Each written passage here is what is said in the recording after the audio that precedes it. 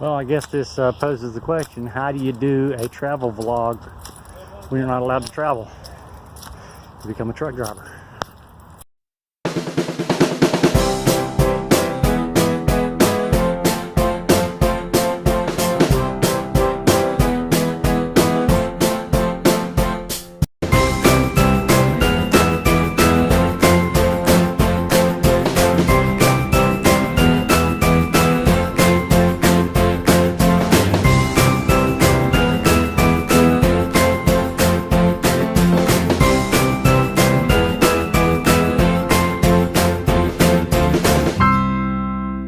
Every once in a while when I finish my stops early, I get a chance to go out and explore.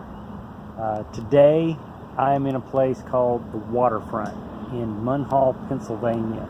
Here in Homestead, Pennsylvania is where many of the mills from World War II that made steel for the Navy ships was made.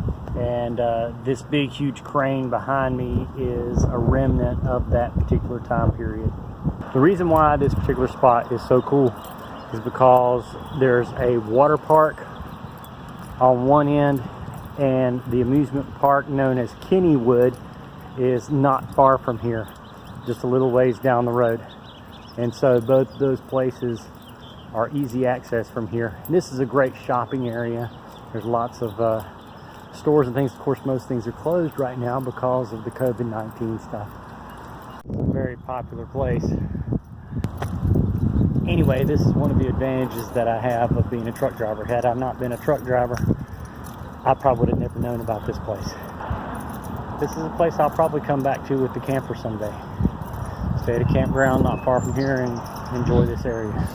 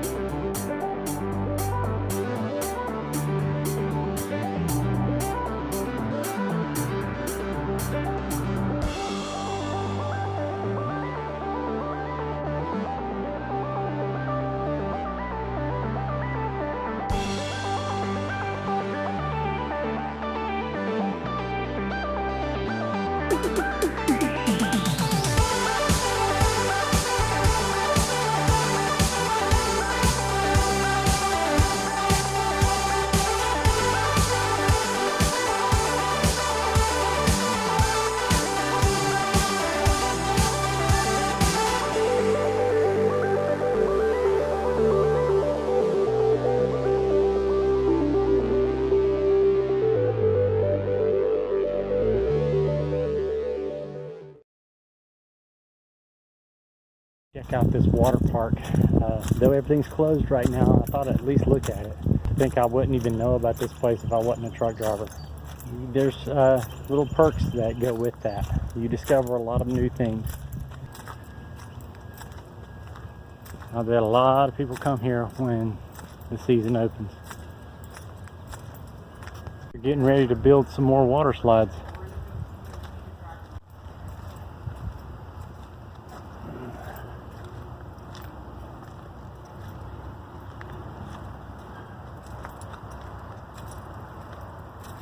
That one over there looks like the Dragon's Den at Wet n Wild in North Carolina.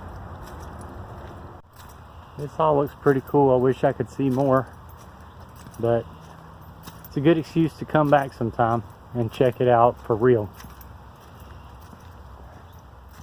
More view of the water park before I get going. I'd love to come back here sometime during the season. Well, I guess this poses the question, how do you do a travel vlog when you're not allowed to travel?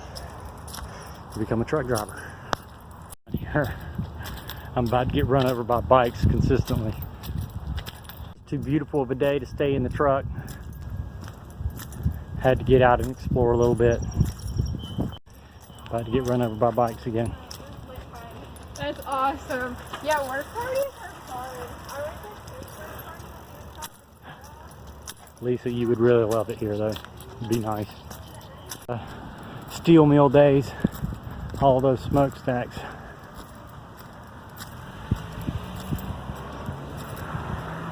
All the bikes around here.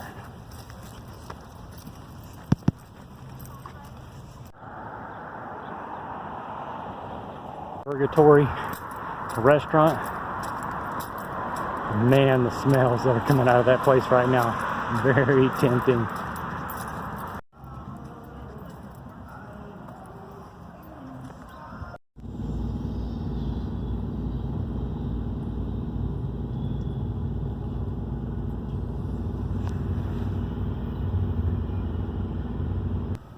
I'm back in the truck again. Another thing that I'm getting a lot of experience with is dry docking, because I often have to dry dock in a truck.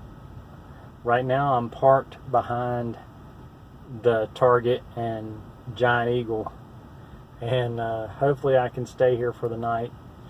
I might move and go back behind Lowe's. I know that I'm safe there, but if I can stay here, this is where I'd prefer to be. But I'm getting a lot of experience with dry docking or boondocking in parking lots by being a truck driver. So it's not that big of a deal when I do it in the camper.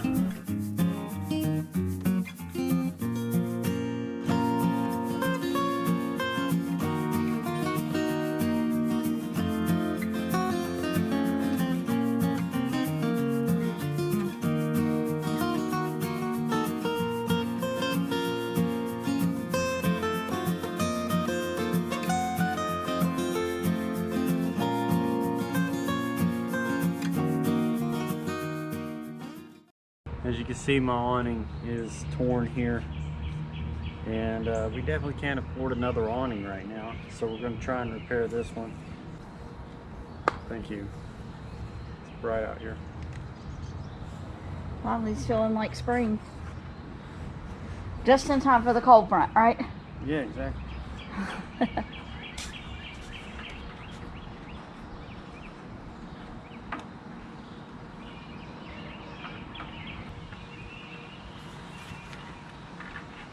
There it goes. Okay, I don't know if you can see right there, but there is a screw down in there, but the head has come off. So the first step in getting this done involves somehow getting the rest of that screw out so that I can get this part out that's holding the awning in. Okay, what I did is I took an electric hacksaw and I cut a little groove in there, and I should be able to get it out with a flathead screwdriver now.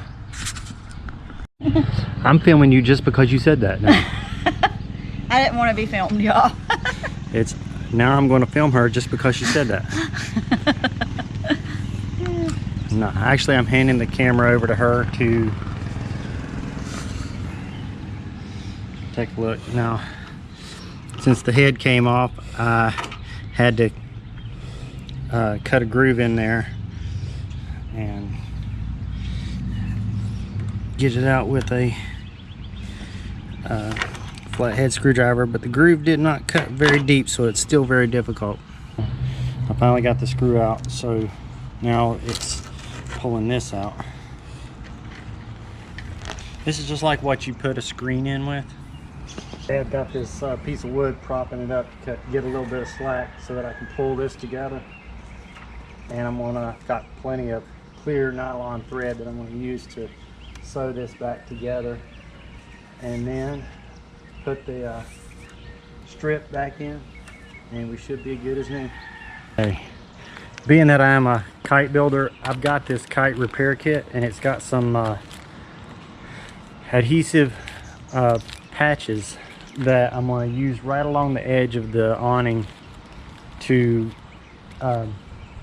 keep it together real good, because this stuff's really strong. Kite repair kit's made by Prism. I got it at Kitty Hawk Kites when we went to the Outer Banks, and I'm so glad I did.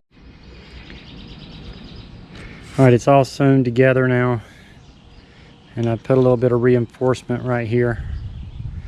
It's not really pretty. I kept losing the thread, but because this stuff's clear, it's hard to see, especially out here where it's so bright. Now I got to put this, press that back in all the way along there, and hopefully I'll be able to tuck this in underneath, and that way it'll hide everything. Okay, I got it all back in there. There's a few little wrinkles in there. I mean, that's to be expected, being that it's sewn back together. It'd be different if it was all one piece still. But and I'm replacing the screw that I got out of there with a new one. I have to emphasize that when you're doing something like this, to use the right tools. I tried to improvise and push this thing in with something else, and I ended up punching a little place right here. It's not that significant. I just patched it up with a repair patch. So it's better to just go ahead and get the right tools and do what you're supposed to do in the first place. Otherwise, you're going to end up causing more damage than what you're trying to fix. Well, the awning rolled up nice and neat, and we're going to leave it there for a while. But now it won't be flapping in the wind whenever we pull it out on our next trip. But I wanted to show you something else. I was doing my annual roof check up here, and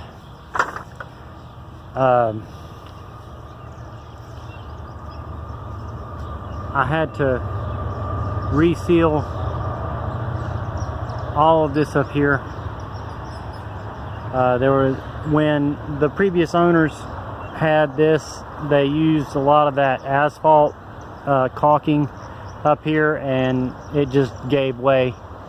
And so I got some more permanent sealant up here and went all along that seam, and I'm going to be putting white rubber roofing over top of the rest, so all these little marks are going to be gone soon. I'm going to clean it up, but I just put that up there because I didn't want any leaks, and I didn't want it to get any worse than it was.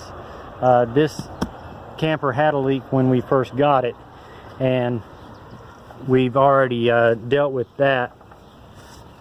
The issue we were having before was down here at the storage compartment. The water was getting into this and soaking into the floor, but that's been taken care of now. We resealed all of that, and the roof hadn't leaked as long as we've had it, but when I crawled up there, I saw that there were some places where the caulking had started to come off, so I just resealed everything, and I'm ready to just totally redo it when the time comes. That's really just a temporary fix, just so it won't get any worse. Water is the biggest enemy of any camper. All it takes is a little tiny pinhole to cause some serious damage, and we've already dealt with that in the past, and we definitely don't want to deal with it again. So we're going to keep everything sealed up as much as we can. It's good to check on things once in a while. Really examine your camper often, because all it takes is just a little bit to really cause some havoc. So I hope you've enjoyed our show. I hope you tune in next time. We are going to continue doing shows through this time. Hopefully we'll be back out on the road again. When we do get out on the road, we'll be sure to share it with you.